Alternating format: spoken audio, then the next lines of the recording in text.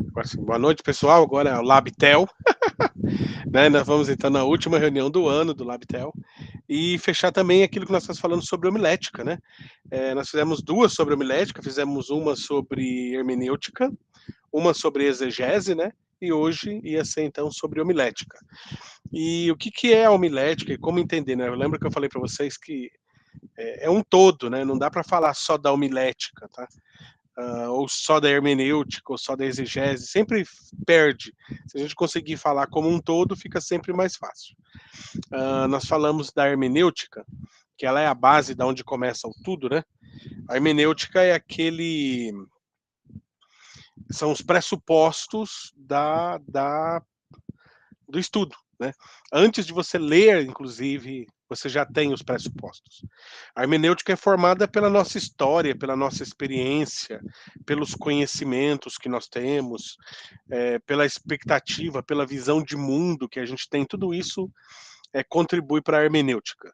Existem algumas hermenêuticas que você pode, então, fazer aplicações mais técnicas, mas ainda com a aplicação mais técnica, a nossa visão de mundo ainda influencia bastante na formação das interpretações. A homilética, a exegese vai ser o segundo passo. Então, primeiro você tem aquela ideia que é o que fundamenta a tua interpretação, pensando na realidade da igreja. A hermenêutica ela tem a ver com o seu objetivo, né? Vai ter a ver com o seu objetivo. Então, você quer montar, fazer uma mensagem, um estudo mais vinculado para a espiritualidade, então você vai trabalhar uma hermenêutica que foca elementos do espírito, né? Do espiritual, da vida com Deus, nessa parte mais interior. Quando você quer, inclusive, essa hermenêutica mais espiritual, ela dialoga muito com a psicológica, né? Porque ela vai trabalhar muito a questão da interioridade, né? Então, vários elementos da interioridade são fundamentais para uma hermenêutica que trabalha espiritualidade. E isso é interessante, porque a pregação, né, que é o final aí da interpretação, ela pode realmente atingir focos diferentes, né? Você pode ter uma homilética para trabalhar a espiritualidade, uma para trabalhar vida cristã, que eu já acho que já é diferente, né? Enquanto a espiritualidade é essa questão mais interior, vida cristã é a questão mais ética, né? Mais prática, mais existencial mesmo, mais pé no chão. Você vai ter então aí que seria uma homilética que já não dialoga, uma hermenêutica que não dialoga tanto com a psicologia, né? E que dialoga mais com a sociologia, com o dia a dia, com o que está acontecendo ao nosso redor. Você teria aí também uma hermenêutica mais crítica, né, mais técnica, que são aquelas hermenêuticas que partem do perfil científico, que estão procurando a verdade, o fundamento da verdade. Você entende? Diferente.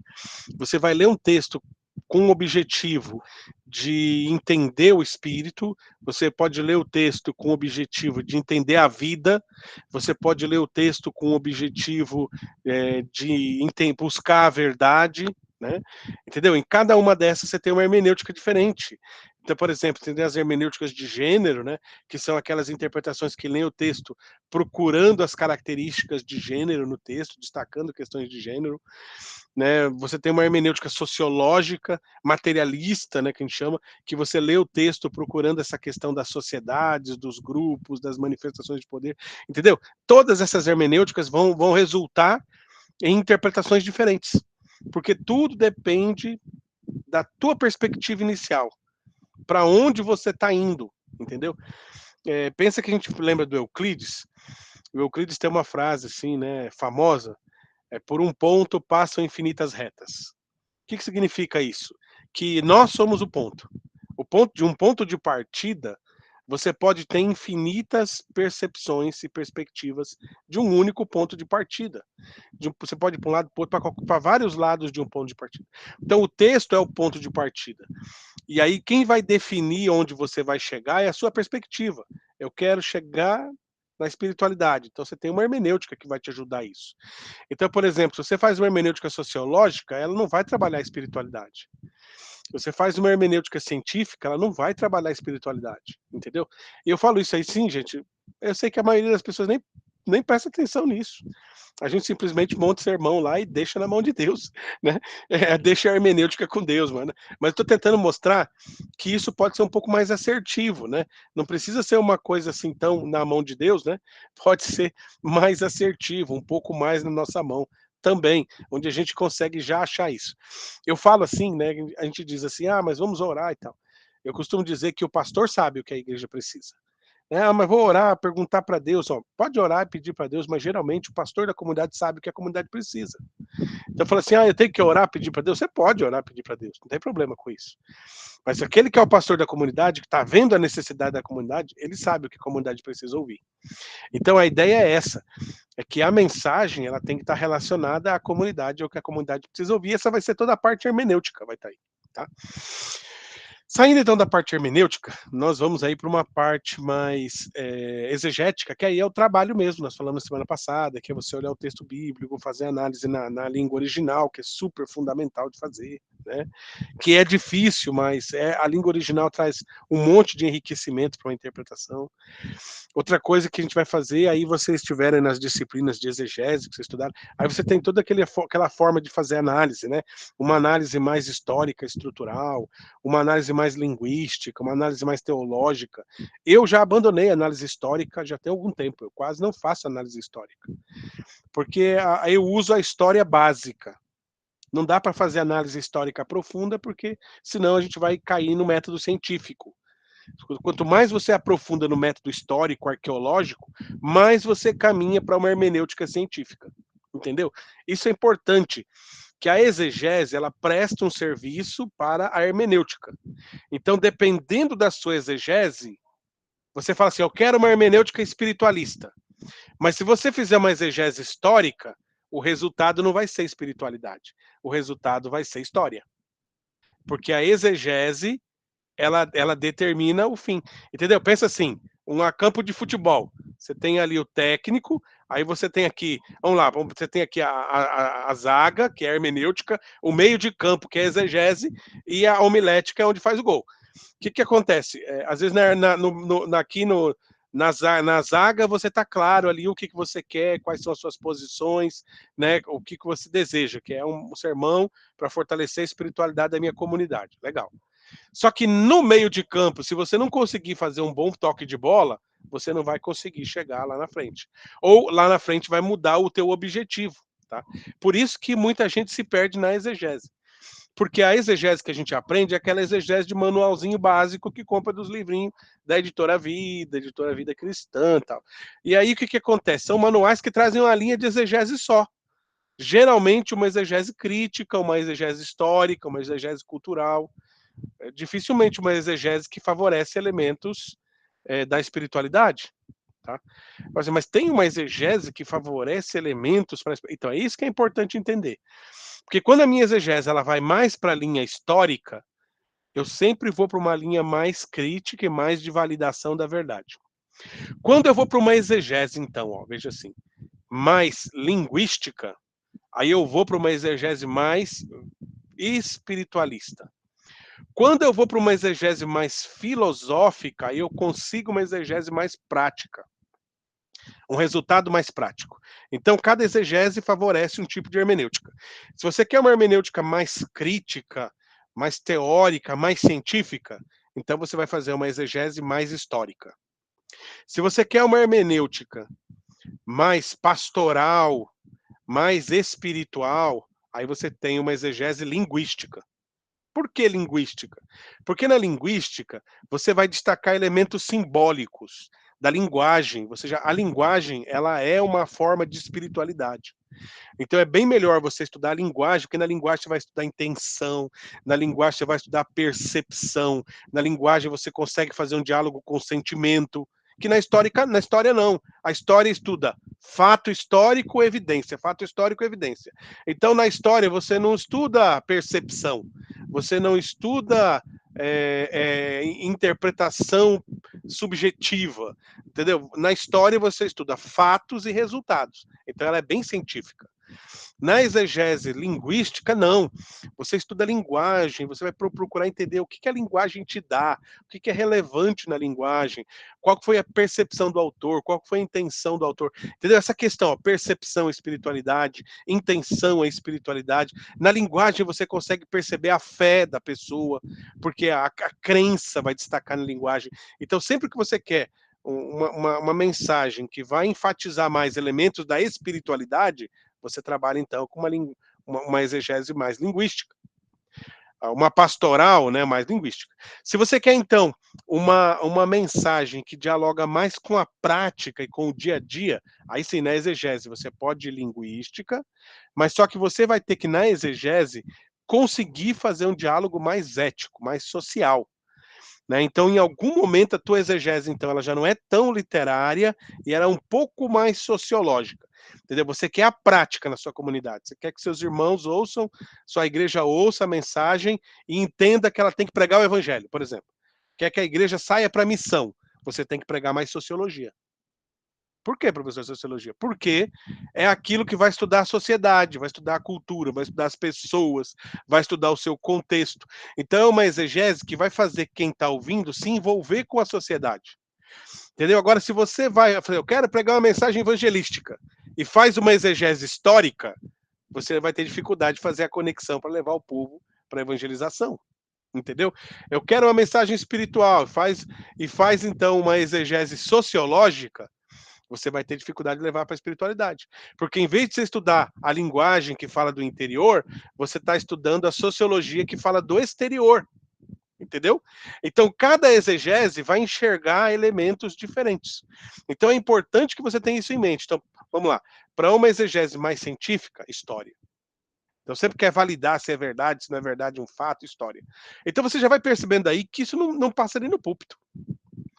O púlpito não é o lugar onde vai dizer se aconteceu, se não aconteceu, se é verdade, se não é verdade, se foi o autor, se não foi o autor.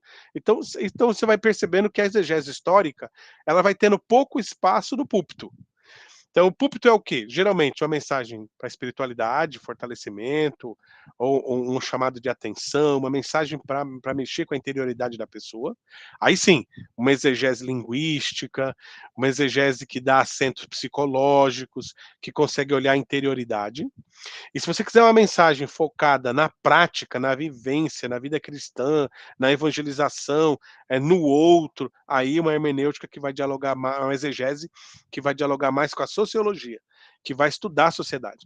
Você entendeu? Então, vamos lá. Então, você está dizendo, professor, que para mim fazer bons sermões sobre evangelização, eu tenho que estudar sociologia? É isso aí. Entendeu? Para você fazer bons sermões que são voltados para o outro, você vai ter que passar pela sociologia. Porque você vai ter que estudar cultura, você vai ter que estudar sociedade, você vai ter que conhecer pessoas, você vai ter que conhecer como isso funciona. Se você não se envolver com isso, se você entendeu? Por isso algumas pessoas têm dificuldade com evangelizar, porque o evangelizar envolve esse para o outro, tem que ser um pensamento para fora. Se por exemplo, e aí a gente fala que pessoas têm perspectivas diferentes, né? Tem aquelas pessoas que são mais introspectivas. Então, essas pessoas mais introspectivas, elas tendem a uma interpretação mais espiritual, porque elas são introspectivas. Entendeu? É normal delas. Mas o ideal é conseguir sair desse contexto de introspecção, né? E conseguir ir até o outro. Então, é justamente o contrário. Eu penso justamente o contrário. Por exemplo, eu sempre fui bom de matemática. Então, o que eu estudava mais? Português, língua, letras. Porque matemática sempre foi uma área que eu tirei de letra. Então, por isso eu precisava estudar letras, que era meu ponto fraco.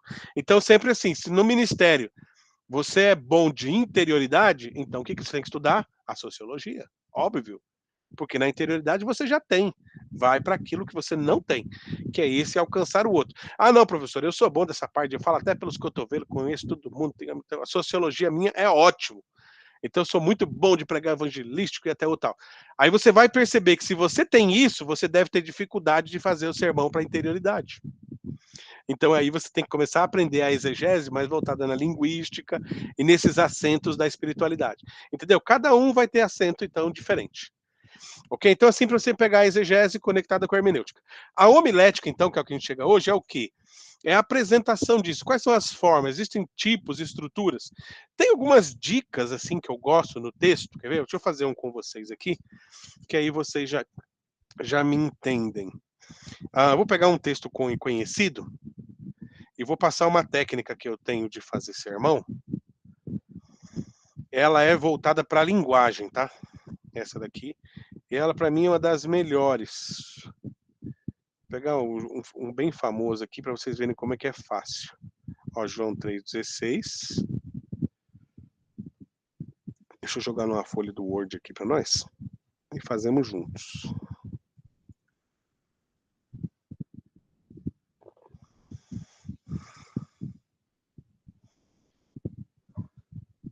Aí. Compartilhar.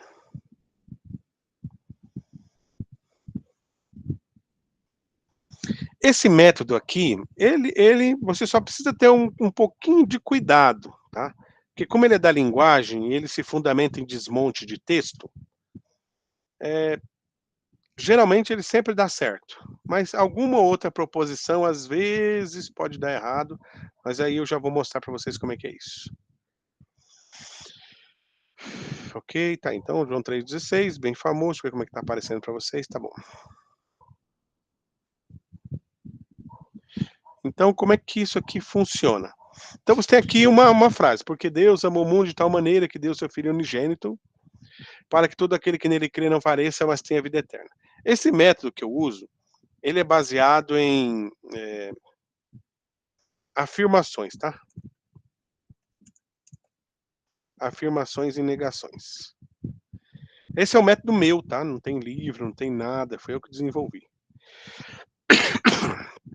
Eu tenho um livro, mas não está terminado. Um dia que eu terminar, aí vocês vão ter o livro também. Mas vamos lá.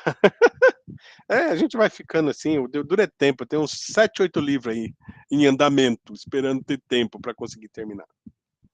Mas um dia, se Deus der graça, a gente termina. Vamos aqui, deixa eu só melhorar essa margem aqui para a gente aproveitar bem a tela. Aí. Então, assim, toda a frase, toda a leitura, todo o texto, ele é formado essencialmente de afirmações e negações. Então, a afirmação, ela sempre tem que ter aí um tá?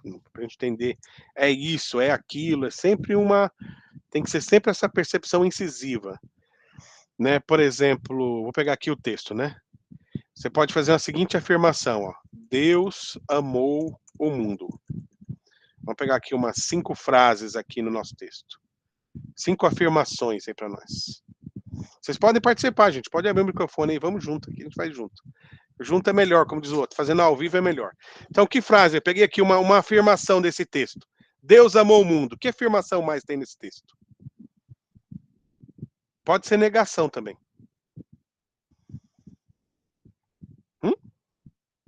Pode arriscar aí, não tenho medo não. Que deu o seu filho? Isso. Aí é interessante assim, ó. Deus deu seu filho. Aí sim, entendeu? O que precisa para que seja uma afirmação? A afirmação precisa ter sempre um agente, um verbo e um complemento. Se colocar assim só deu seu filho, aí ele não fecha uma afirmação. Agora, Deus deu seu filho, aí sim. Ou se você deixasse no neutro, alguém deu seu filho, né? Aí poderia ser um indefinido. Mas Deus deu seu filho, também pode. Que mais? Outra afirmação, gente.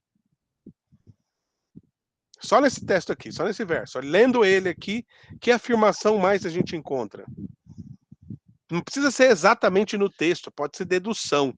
Quanto mais próximo do texto, melhor. De preferência usando as palavras do texto.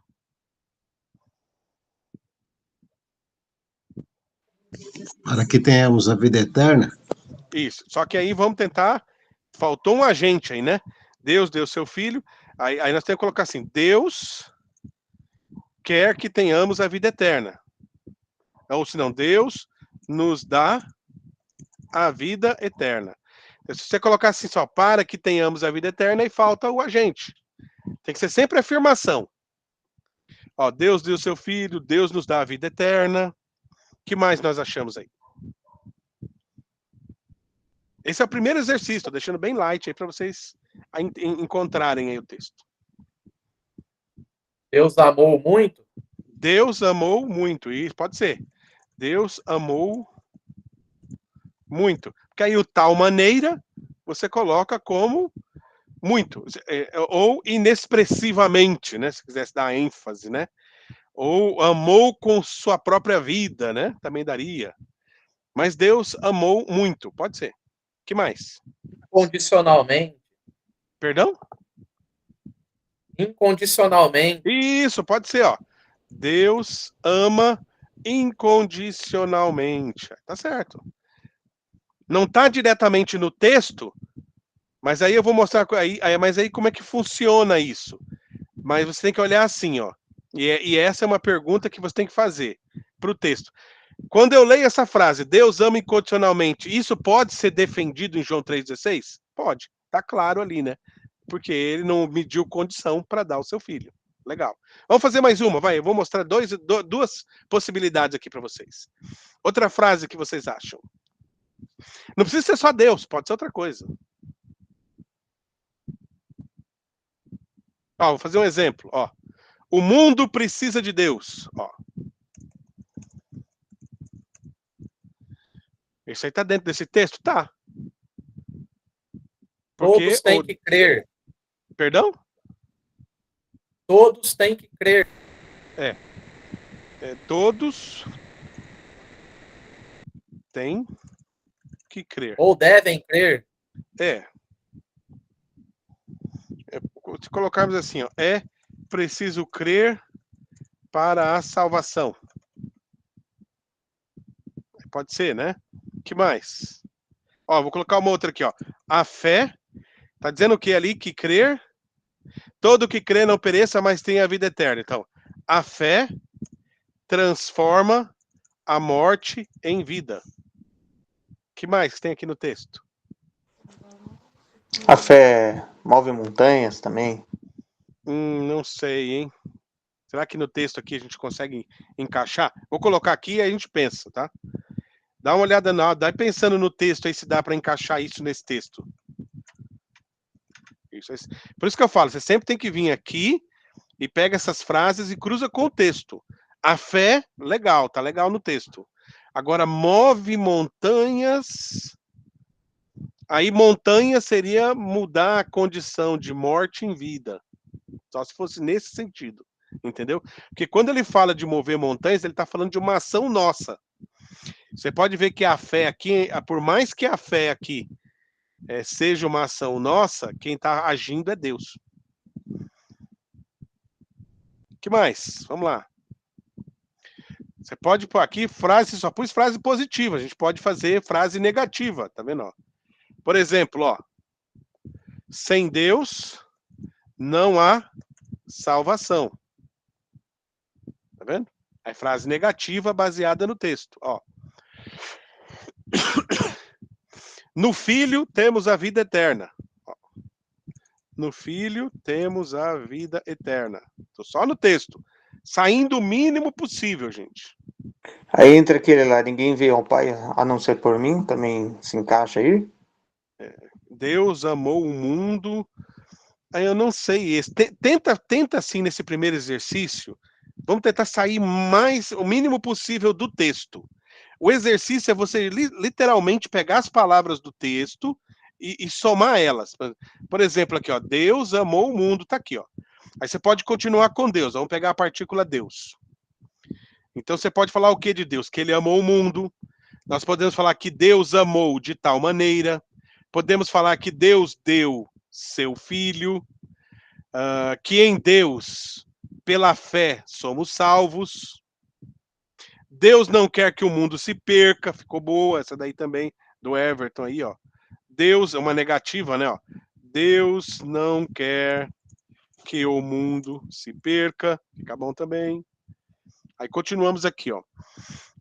Aí você pode colocar... Nós sempre cruzando com Deus, ó. Aí Deus, todo aquele que nele crê, né? Não pereça, tá? Deus nos dá a vida eterna. Deus nos dá a vida eterna. Uma negativa. Quem crê. Opa! Quem crê em Deus não verá a morte. Ok? Nós estamos só num versículo, tá? Aí pegamos aqui, vamos mudar a partícula agora. Vamos tirar o Deus e vamos para a segunda partícula. Vamos para a partícula amou. E vamos então agora cruzar o amor com todos os outros termos. Então, qual é a primeira afirmação que a gente tem aqui que é importante? Ó, Deus nos ama. Deus nos ama. Bem objetivo, ó. O amor de Deus é incondicional, né? O amor de Deus é imensurável. Estou agora falando só sobre o amor, ó. O amor de Deus é imensurável. Que frase mais a gente tem aqui? O amor de Deus é imensurável. Sobre o amor, ó. O mundo. Deus ama o mundo. Correto? Deus ama o mundo. Deus manifestou amor em seu filho. Isso. Deus manifestou seu amor em seu filho. Isso. Fazendo frase, ó. Só o amor. O amor com maneira já foi. O filho, ó. O filho é a expressão do amor de Deus. Só no amor e cruzando o amor com os outros, ó. O filho é a expressão do amor de Deus. Então, daqui a pouco eu vou mostrar para vocês o que isso aqui vai virar. Depois pegamos outra, ó. Filho é a expressão do amor de Deus. Sobre o amor ainda, o crer. Crer e perecer, né? O amor de Deus nos dá a vida. Olha lá. O amor de Deus nos dá a vida. Aí. Depois do amor, mudamos a partícula. Pegamos aqui o mundo. Teve algumas que nós já colocamos, mas o mundo precisa de Deus, está aqui, né? Eu tinha feito uma de uma outra vez. O mundo é objeto do amor de Deus.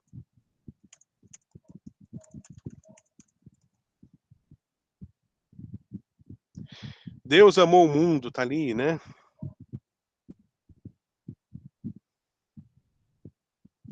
O mundo já não cruza muito com crer, né? Poderia ser aquilo que foi colocado, né? O mundo precisa crer, né? Tal. Se nós pegamos outra aqui, podia pegar o termo, até outra expressão aqui. Eu tô pulando aqui, mas podia pegar várias, tá? Tal maneira, né? Para falar do modo do amor de Deus. Como é o modo, né? Nós já colocamos alguma. O amor de Deus é incondicional, né? O amor de Deus é imensurável. Legal. Sobre o filho. O filho é a expressão do amor de Deus, já falamos. O filho é aquele que nós temos a vida eterna, já falamos. Tal. Fé, nós já falamos. A vida eterna. Podia falar sobre a vida eterna, né? Podia aqui. A vida, o amor de Deus é a vida eterna. Cristo nos dá a vida eterna. Pronto. Vou fazer o exercício 1 aqui para vocês verem como é que vai ficar isso. Então, deixa eu diminuir isso aqui para caber o máximo possível numa página para vocês verem. Para a gente poder pensar.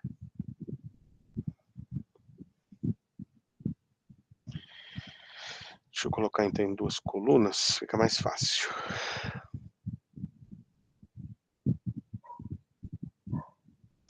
Inserir colunas.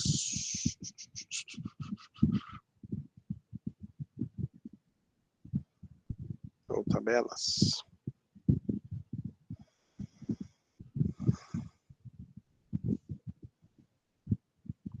Esse Word do computador aqui, eu não sou muito bom nele, não. No outro eu até conheço um pouco mais. Agora nesse aqui, não sei onde eles colocaram as coisas. Lado a lado, vertical. Eu não sei onde foi parar colunas. Tá, vamos deixar assim. Então, vamos ver como é que ficou. Então, eu vou fazer aqui assim, fica mais fácil, né?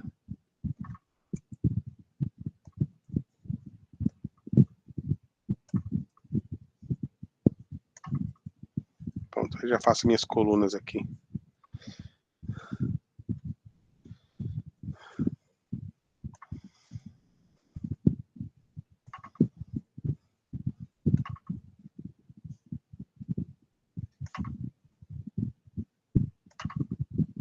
Deu, certinho. Vai um pouquinho mais para frente. Não.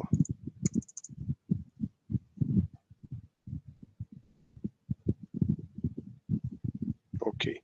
Então, agora com esses temas aqui, eu tenho vários afirmações e negações que eu extraí do texto. Como é que eu monto o sermão agora? Bem simples de tudo. Você pode pegar aqui, ó. 1, 2, 3, 4 aqui, ó.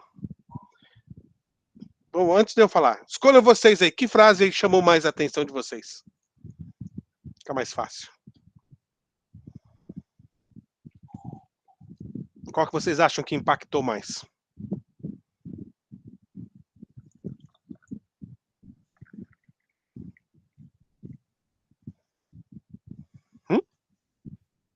Cada um escolhe uma, então. Qual? O filho é a expressão do amor de Deus. Ótimo, pegamos aqui, ó. Então essa Deus, daqui ficou boa. Essa aqui então é a nossa tese do nosso sermão. Olha lá. O filho é a expressão do amor de Deus. Vamos lá. Qual que é o primeiro tópico? Vamos lá no texto aqui. O que vocês acham que pode ser o primeiro tópico para uma pregação sobre o filho e a expressão do amor de Deus?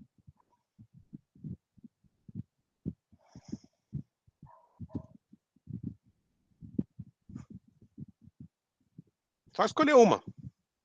Não precisa nem pensar, que vocês escolher dá certo. Muito Deus difícil. deu seu filho? Deus. Como é que é? Deus Deu seu filho? deu seu filho. É isso aí. Outra. Vamos lá. Primeira lá. Deus amou o mundo.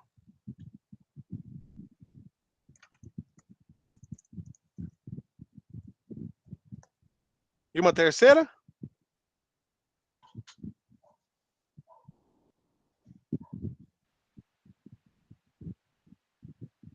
Sem Deus não há salvação. Fechou. Aí, ó.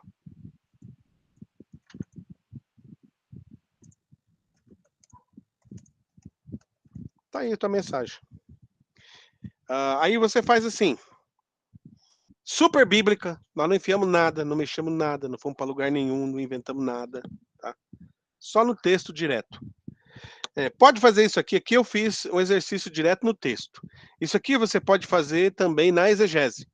Você fez a exegese, e da exegese você pode fazer isso.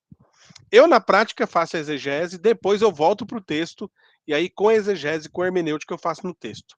Porque o texto, quando a gente desmonta ele assim, e cria afirmações e negações, nós achamos um monte de outros elementos que no estudo exegético e no estudo hermenêutico a gente não acha. Porque são afirmações e negações a partir do texto. Eu estou trabalhando aqui com uma análise semântica para fazer isso. E aqui fala assim, tá, mas o que eu vou pregar então? Vai pregar que o filho é a expressão do amor de Deus, aí você faz uma introdução, né, sobre a importância do filho, do amor. Eu acho assim, eu não faço isso, mas eu já vou explicar como é que mudaria. Mas primeiro, o primeiro exercício. Suponha que você quer pregar domingo que vem. Outra mensagem, no mesmo texto. Aí você faz assim, ó. Pega aqui, ó. Joga para cima. Pega essa daqui, ó. O que aconteceu? Ó, outra mensagem. Deus amou o mundo. O filho é a expressão do amor de Deus. Deus deu seu filho. Sem Deus não há salvação. Vou fazer outra mensagem agora, ó. Ó. Sem Deus não há salvação. Deus amou o mundo. O filho é a expressão do amor de Deus. Deus deu seu filho. O que aconteceu? Eu mudei a ênfase, mas mantive o texto. Ok? Com isso, gente, você faz mais de 200 mensagens em um versículo. Brincando. Entendeu? Assim, mas como é que eu recheio? Você pode rechear aqui, ó, com outras afirmações. Porque a pregação, gente, nada mais é que várias afirmações e negações. Aí vamos pegar. Aí você pega lá. Deus amou o mundo. Que afirmação eu posso usar aqui, ó? Eu posso pegar aqui e falar, ó, Cristo nos dá a vida eterna. Vou pegar bem aleatório para vocês verem como bate. Coloquei aqui, ó. Primeira. Então, Deus amou o mundo. Aí você vai explicar como é que é isso, Deus amou o mundo. Isso acontece por Cristo que nos deu a sua vida e tal, né? O amor de Deus é manifestado em Cristo que nos dá a vida e tal. Você vem outra aqui, ó. O amor de Deus, aqui, ó. O amor de Deus é a vida eterna. Deus manifestou o seu amor em seu filho, né? Essa nós usamos, não. Pode colocar ela ali, é só não colocar repetida, né? Aí o segundo aqui, ó. Então, no primeiro tópico, Deus amou o mundo, Cristo nos dá a vida eterna, Deus manifestou seu amor. O que nós estamos fazendo? Nós estamos montando uma mensagem em cima do texto, trabalhando as ênfases palavra a palavra, uma homilética centrada na linguagem. Ok? E com isso, tua homilética, sua pregação sempre vai ser muito, muito, muito bíblica, não vai ser repetitiva, embora vai trabalhar no mesmo texto. Mas o que eu quero dizer? Quando a gente fez aquele exercício lá de cima, ó, porque Deus amou o mundo, então você pode fazer uma ênfase em Deus. Lembra que eu falei por um ponto? Tem infinitas perspectivas. Você pode fazer uma ênfase no amor. Você pode fazer o texto com ênfase no mundo. Você pode fazer uma pregação com ênfase no modo. Você pode fazer uma pregação com ênfase na dádiva do filho.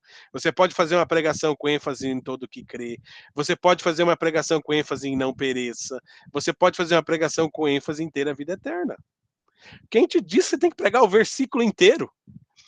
Você entende? Cada partinha do versículo é rica, rica, rica, rica, que cabe uma mensagem. A gente que desperdiça e coloca lá uns 10 versos para fazer uma mensagem, não precisa disso, tá? E outra, você pode sim mudar aqui, ó. E aí, em vez desse aqui que eu coloquei, o filho é a expressão do amor de Deus, né? Aí vamos pegar aqui, ó, a fé, vamos pegar os mais relacionados ao filho, que nós falamos do filho, né?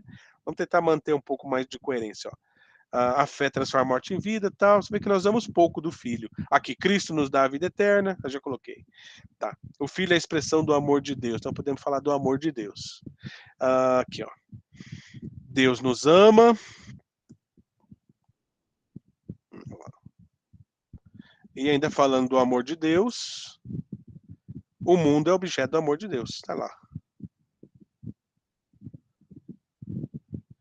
Sim, você pode colocar com versículos e tal. O ideal, na minha opinião, é que você use o mínimo possível de outros versículos. Já vou explicar por quê.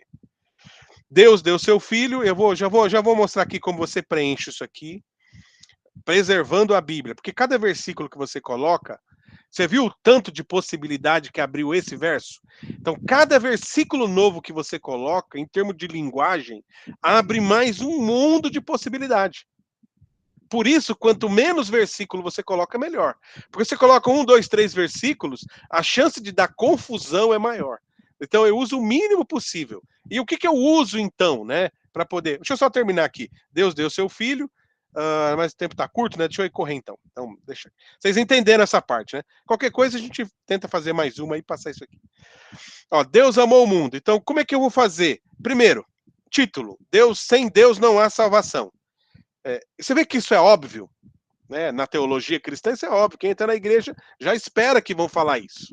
Então eu geralmente evito esse óbvio. Aí eu pego essa frase principal e tento invertê-la, tento pensar ela pelo contrário, tento pensar ela, problematizá-la, para ficar melhor esse título, né?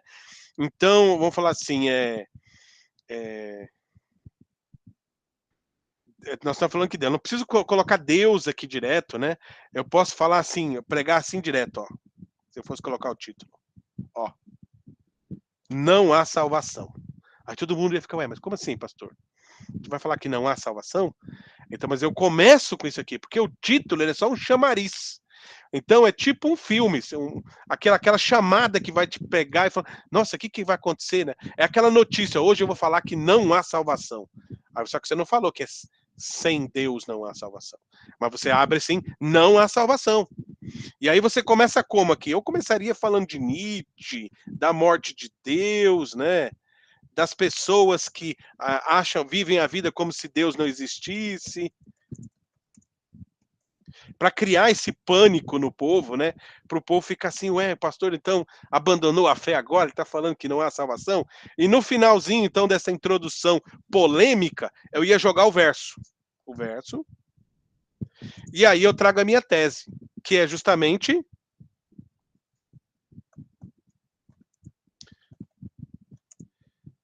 sem Deus não há salvação.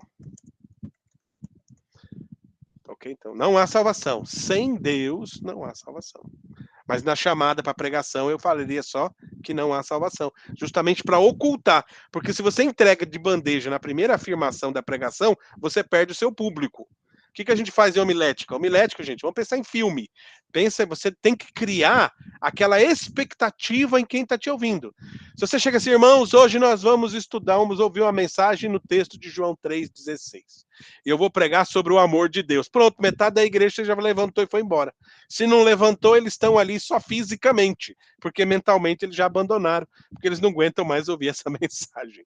Mas aí você pega pelo contrário, entendeu? No título, o título, ele não precisa ser a sua tese. O título pode ser o problema que a sua tese está afrontando. Se a tua tese é sem Deus não há salvação, o que a sua tese está afrontando? A ideia de que as pessoas acham que não precisam de Deus. Então, o meu título é Você não precisa de Deus. Poderia ser essa a mensagem. Hoje eu vou pregar sobre Você não precisa de Deus. Eu falo, Nietzsche diz que você não precisa de Deus, Freud diz que você não precisa de Deus, aí o Marx diz que você não precisa de Deus, e aí eu vou colocar o verso. O verso bíblico aí traz lá o verso de João 3,16 e fala, mas será que realmente não precisamos de Deus? No texto aqui eu quero desenvolver uma tese, que é sem Deus nós não temos salvação. Então, aquelas pessoas que não precisam de Deus, realmente esse texto te confronta. Será que realmente você não precisa? E aí você vem. Primeira coisa, Deus ama o mundo, né? E aí você vai trabalhar. Como é que eu vou trabalhar esse Deus ama o mundo? Primeira coisa, o texto. No texto você destaca que o mundo, o que é o mundo? Aí eu vou na palavra. O que ele quer dizer pelo mundo? O mundo são as pessoas, o mundo somos nós, o mundo é o judaísmo da época dele, o mundo é aquelas pessoas que acham que não precisam de Deus, o mundo são as pessoas caídas, o mundo são as pessoas necessitadas. Eu pego o mundo. Segunda coisa, eu pego a palavra, ó, amou.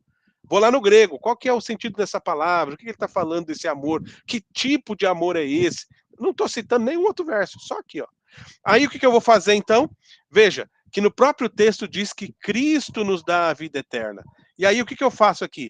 Eu posso falar o quê? Do que é a vida eterna, explicar para eles o que é a vida eterna. A vida eterna não é viver para sempre, né? A vida eterna é vida com Deus, essa vida significativa, é uma vida que tem valor, é aquela vida que o mundo precisa, entendeu? Vou conectando aqui, ó, sem ir para outro verso. Deus manifestou o seu amor no seu filho. E aí o que eu vou fazer aqui? Olha, o que é mais importante nesse tipo de sermão? Exemplos. Estou trabalhando com espiritualidade. Como que Deus manifesta esse amor no seu filho? Como? Aí você vai falar assim, quando Jesus senta com as pessoas que estão ali necessitadas, quando ele senta com os pecadores ali, ele manifesta o seu amor. Quando ele vai buscar os seus discípulos no Mar da Galileia, ele prova o seu amor, entendeu? Quando ele está ali, encontra aquela pessoa caída há 38 anos ali, que liberta ela, não só da sua doença, mas daquela mentalidade de achar que não tinha possibilidade mais a vida, ali também Deus manifesta o seu amor. Onde Deus manifesta o seu amor? Né? Aí você vai trazendo vários exemplos. Aí você paga exemplos bíblicos. Terminou os exemplos bíblicos? O que você vai trazer? Exemplos de vida. Aí você pode falar assim, aí eu ainda sou retórico, né? Fala assim, se você acha que exemplo bíblico, eu estou só citando, eu vou dizer para você, por que eu entendo, onde eu vejo que Deus manifestou o seu amor? Na minha vida. O que Deus fez comigo? Qual que foi o que ele tem feito todo dia? O cuidado, o amor. Olha, eu ainda provo para você que Deus manifesta o amor na sua vida, pelo fato de você estar aqui hoje, pelo fato de você ter a oportunidade de viver, de respirar, de comer, de estar bem, né? E aí você trabalha com exemplos. Você entende? Não preciso ir para outro verso bíblico. Foi o próximo verso? Próximo tópico, a mesma coisa. Filho é a expressão do amor de Deus. Aqui nós já explicamos o amor, nós explicamos o que é essa expressão. Como que o filho é essa expressão do amor de Deus? Você vai explicar. Aí você pode explicar com exemplo, pode explicar com cuidado. Você pode trazer outra citação, mas o evita. O que tem mais autoridade numa argumentação? O que tem mais autoridade numa argumentação para espiritualidade? É experiência pessoal. Ponto final. Se você quer fazer uma argumentação científica, aí é história, aí é dado geográfico, aí é dados, entendeu? Se você quer fazer uma pregação sistemática, teológica sistemática, aí você vai citar outros textos bíblicos, mas não é isso que a gente quer. Nós queremos tocar a pessoa, né? Queremos que haja uma transformação. Que tipo de argumento eu vou usar para tocar a pessoa, para que tenha transformação? Argumentos têm que ser vivenciais, De preferência, experiências nossas, experiências de pessoas que nós conhecemos, experiência de personagem bíblico. Você pode aqui, ó, Deus nos ama. Tu lembra que eu estou falando? Trazer argumentos da psicologia. É da psicologia mesmo. Como psicologia? Você pode falar que muitas pessoas não se amam. Será que você se ama? Será que você vê que alguém se importa com você? Você vai trabalhar isso aqui, ó. Deus te ama, se importa com você. Mesmo que às vezes a gente ache que não tem ninguém. Você trabalha na interioridade da pessoa, tá? Então, a gente ainda pode jogar com a retórica aqui. Você joga com a retórica. Olha, aquela hora que você não tiver ninguém, você acha que está abandonado, lembra, ó, Deus te ama. Tá? Esse trabalho é isso aí. Ó, o mundo é objeto do amor de Deus e eu não preciso de teologia para isso. Você vê pelo cuidado de Deus, pela criação. Tá? Ou pela entrega do filho, né, que é o nosso texto-alvo aqui. Deus deu seu filho ao final, né? E aí você trabalha aqui, então, isso, ó. Que a dádiva do filho não é uma dádiva aí. O que é esse dar, né? Aqui, ó. Entendeu? Só trabalhando a linguagem. O que é esse deu, né? Esse dar. A ideia de dom, de graça, de amor. Aí você vai trabalhar isso aqui, ó. Que essa dádiva é graça, não é por nada que você fez, não é por mérito nenhum seu, não é é só por amor. E Deus, o que significa? Significa que Deus, quando vai entregar seu filho, ele não procura em nós algum mérito. O mérito do amor de Deus está nele mesmo, né? A razão do amor de Deus é o próprio Deus e não nós. Tá? E aí você trabalha aí tranquilo. Tá? E aí você consegue fazer um mais espiritualizado e tal. Entende? Só nas frases. E se você quiser fazer outro, você volta aqui, reorganiza as frases e faz outro. E você vai ver que sempre vai dar um sermão bíblico. Por quê? Porque nós extraímos as frases do verso. Não dá erro. Muito raramente vai dar algum erro. Só pode dar algum erro se você extrair uma frase muito, muito fora, né?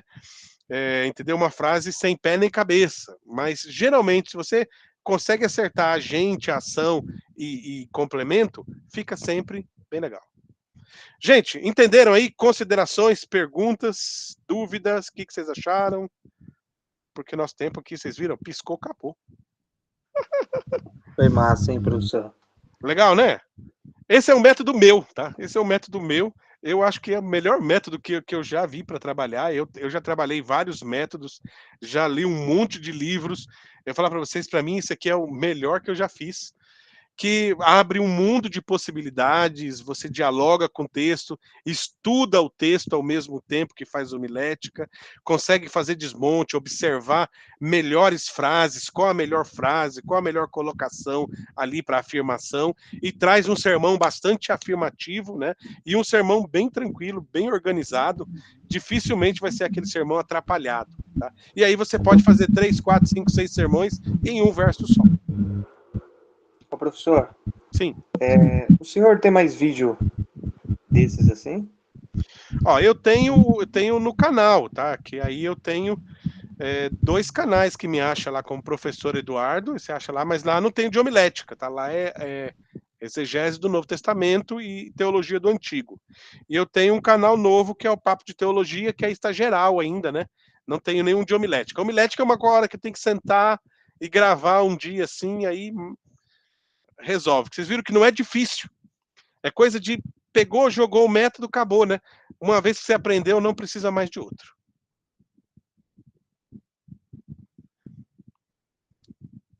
Tranquilo? Mais alguma dúvida, perguntas? Como é que estamos aí? Conseguiram pegar? O legal é treinar, gente. Chegar em casa aí, vocês nós já estamos em casa, né? Pegar aí depois, sentar com a Bíblia direitinho. E deixa eu já ir abrir na minha outra tela aqui, depois começa a entrar o pessoal da outra turma. Sentar com a Bíblia e começar a fazer, sabe? Não tem outro jeito. E aí você pega, faz testa, vê se dá certo. Assim, eu sempre tenho feito. Eu falo para vocês assim, esse de Gênesis, esse de João 3,16, acho que uma das vezes que eu fiz, nós conseguimos fazer assim nós fizemos 2h30 de aula. Deu 93 sermões. Assim, só cruzando, montando, organizando, 93 mensagens bem arrumadinhas, né? E fala, cara, 90 mensagens. Eu fiz assim com um grupo de pastores que estavam me procurando. Professor, tem que ajudar a gente precisa montar uma mensagem aqui e tal. né? E às vezes é tão complicado. Fala, não, gente, é facinho. Agora passa esse método assim, senta todo mundo rapidinho, consegue montar aí o trabalho. Gente, mais alguma coisa aqui? Acho que não, né? Tranquilos? Então ficamos por aqui, né? E aí, semana que vem ainda tem o LER. Né? E aí acho que a gente já encerra semana que vem o LER também, né? Por causa do 3, já vai dar 10, aí no outro 17. Eu acho que 17 já vai estar já, onde você vê, já fechando atividades. Mas aí então, pessoal da teologia, se nós nos vermos no LER, nos vemos então aí ano que vem no retorno do grupo. Gente, obrigado. Boas práticas, bons estudos, boas férias para vocês aí, que não vão mais estar conosco nos grupos. Até mais. Tchau, tchau.